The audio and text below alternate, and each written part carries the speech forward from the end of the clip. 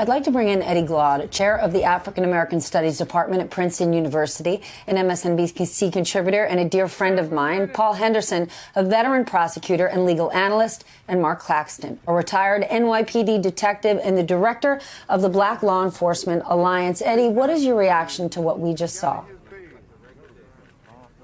Well, it's all too familiar in one sense, right? A family grieving in public and in some ways making a bet that this time the justice system will actually deliver justice. So there's always this kind of underlying, shall we say, doubt or skepticism, Stephanie, that in these cases involving police murders of black people, that they will get off. And so we see the grieving in public and we see the hope, but we also hear the skepticism. Paul, from a prosecutor's perspective, was this event impactful in any way of the trial? Well, it's impactful because it's reflective of the rest of America that's watching the trial, that's forming opinions about what's going on and what's really at stake in this trial. What I thought was really interesting was hearing the attorneys and hearing the advocates, the community talk about the different tracks of accountability and about justice, and tying that definition of justice into the civil settlement and this criminal trial. And what was unspoken was that third track of civil and administrative justice, and that's internal and external based on the policies for like the civilian oversight agencies and the police department itself and their policies speaking to race disparities. And that's absolutely, that's what we're talking about. Well, this single prosecution doesn't address in total the and no justice, no peace, no justice, looking, no peace, no and I they tied some of what's going on in the courtroom to this trial as well, with like the George Floyd Act that's pending right now at the federal level to address a lot of the disparities that we already know to exist in this country, with specifically African-American men and all communities of color, which we know those use of force statistics are 19.3 times higher. And that was what they were alluding to with these separate tracks of justice with for white America and black America. I would argue that there's a third track of justice where you evaluate bad conduct from law enforcement and the history that we've had in this country of other folks not receiving the justice that they've deserved, in spite of the videos that we've seen with cases like Rodney King, Tamir Rice, Eric Gardner, Michael Brown. And so that's the significance of what we're watching unfolding outside of the courtroom, tied to what's happening inside of the courtroom. And this is all before we start evaluating the rulings that have led us up to these opening statements that we are about to watch this morning. That's what's important. Mark, as a former police officer, how do you watch what's happening today? I mean, we rarely see police face criminal charges for on-duty shootings or killings. Chauvin's facing 3. And so we want to thank.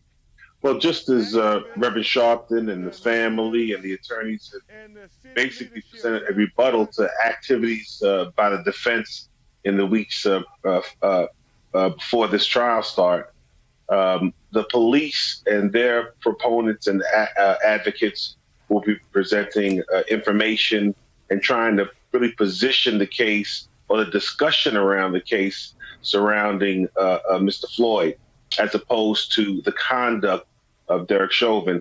That is consistent with police culture and conduct historically in these type of cases. So just as the advocate, the Reverend Sharpton, are focusing in on more of the prosecutorial standpoint or viewpoint, there will be others who will continue this march towards trying to isolate and individualize George Floyd as the bad actor in this particular case, and trying to exonerate or insulate Derek Chauvin.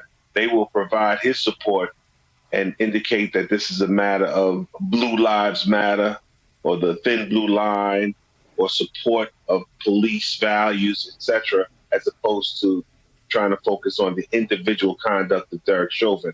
That's going to be the police strategy moving forward, trying to shape the narrative and the direction. Now, the challenge and where toxic police culture comes into play is that there are many within the ranks of police across this nation who know the realities of what occurred there, who understand it inside and out, who have issues, take problems, and realize the criminal liability of Derek Chauvin. But they will be kind of insulated themselves and pulled into the cluster of police conduct and come across as supporters of his conduct, even though they may feel differently about the particular case. That's the danger of toxic police culture. And that's what tends to take over in these type of cases. It's us against them, and that's the position they're going to put out. Eddie, put this moment into context for us. This is the biggest civil rights trial we have seen in decades. Well, look, we have to first break the back of the traditional American racial theater. Something horrible happens. There's outrage and outcry. There's grief. There are protests. There's an attempt to hold some people to justice. And then we failed miserably. And then we go back to our way of life. We have to break the back of that theater. We also have to break the back of the state of exception. And what do I mean by that? Black people and other minorities in this country are often viewed as exceptions to our conception of citizenship. Exceptions to our idea of being treated equally under the law, exceptions to our idea of the vote and the like. We have to finally, Stephanie, imagine ourselves anew. That's the context. Hey, thanks for watching our YouTube channel. You should know that you can follow today's top stories and breaking news and catch up on your favorite MSNBC shows all in one place. Download the NBC News app today.